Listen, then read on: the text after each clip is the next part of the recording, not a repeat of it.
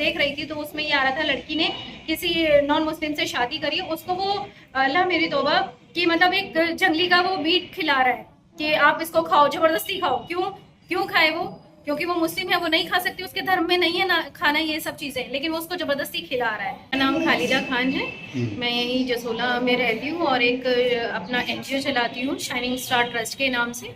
जैसे कि उसका एक टैगलाइन है हमने बनाया, ड्रीम बिंग शाइन ब्राइट, तो उसी के लिए यहाँ पर हम लोग भी आए हैं। पहले भी मैं 2 साल पहले भी यहाँ पर आई थी, इन लोगों से जुड़ी थी। तो इन लोगों का मकसद है कि ओखला को, शाहीन बाग को एक ऐसा एरिया बना देना जिससे कि लोग उसकी सफाई से, उसकी अच्छाई से उसको पहचाने। शाहीन बाग को तो आज की डेट में पूरा ऑल ओवर वर्ल्ड जान रहा है कि उन्होंने एनआरसी में इतना अच्छा काम किया, लेकिन इसी के साथ साथ एक गलत चीज इसके साथ और जुड़ गई है कि मुस्लिम एरिया है तो गंदगी है बहुत ज्यादा।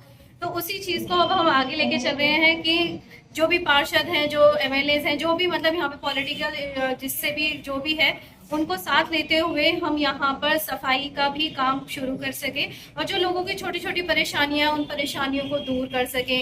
घरों में जो होम वायलेंस होता है उसको दूर कर सके। मतलब कोशिश हमारी यही है कि हम अपने इलाके को बेहतर बना सके। कब से कोशिश कर रही हैं इसको लेकर? देखिए, मैं तो 14 से इस इलाके में, तो मुझे तो फिलहाल 2 साल हो चुके हैं अपना ट्रस्ट चलाते हुए, और मैं मजार पट्टी की तरफ अपना एनजीओ रन करती थी। वहां पर भी मैंने काफी सारे स्लम एरिया में जाकर लोगों से बात करी है, उनको मोटिवेट करा है, पढ़ाई के लिए आगे लेकर आए, क्योंकि जब तक हम पढ़ेंगे नहीं, जब तक हम जानेंगे नहीं, तब तक हमारा दिमाग नहीं खुलेगा। सबसे पहले हमें अपने आप को ठीक करना है, तभी हम आगे ठीक कर पाएंगे। और जहां तक मुझे लगता है एक औरत ही है जो आगे अपनी नस्लों को ठीक कर सकती है। अगर हम एक बेटे को पढ़ाते हैं तो उसका सिर्फ उसके तक ही उसका इल्म रह जाता है, लेकिन अगर हम बेटी को पढ़ाते हैं तो हम अपने आने वाली नस्लों को भी बेहतर कर सकते हैं। हम लोग सबको सिर्फ इसी चीज के लिए अवेयर कर रहे हैं कि आप अपने राइट्स को पहचानें, आप अपने इस्लाम को पहचानें। मैं सिर्फ इस्लाम को ही नहीं कहूंगी, मैं ये भी कहूंगी जो भगवा है, जो वो ट्रैप कर रहे हैं, उनको भी अपने धर्म के बारे में अच्छे से नॉलेज रखनी चाहिए। जैसे हम कहते हैं कि कुरान की नॉलेज लो, ऐसे ही मैं कहती हूँ कि आप गीता की नॉलेज भी लो। उसमें भी आपको ये नहीं बताया जाता कि आप किसी की भी इंसल्ट करो, ना ही हमारे कुरान में ये कहा जाता है कि आप किसी की इंसल्ट करो।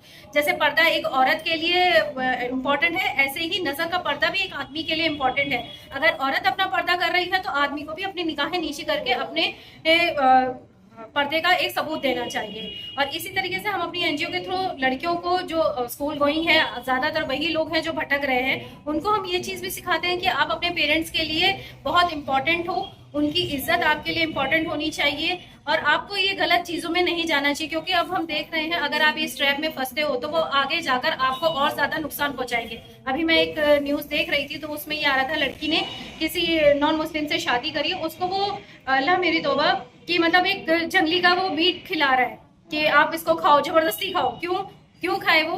क्योंकि वो मुस्लिम है, वो नहीं खा सकती, उसके धर्म में नहीं है ना खाना ये सब चीजें, लेकिन वो उसको जबरदस्ती खिला रहा है। उनके साथ इतनी ज्यादा परेशानियां हो रही है कि उनको पीट रहे हैं, मार रहे हैं, पुलिस केस हो रहे हैं, लेकिन ये फिर भी आज भी ये चल रहा है। लोगों को फंसाया जा रहा है और मुस्लिम लड़कियों को स्पेशली फंसाया जा रहा है।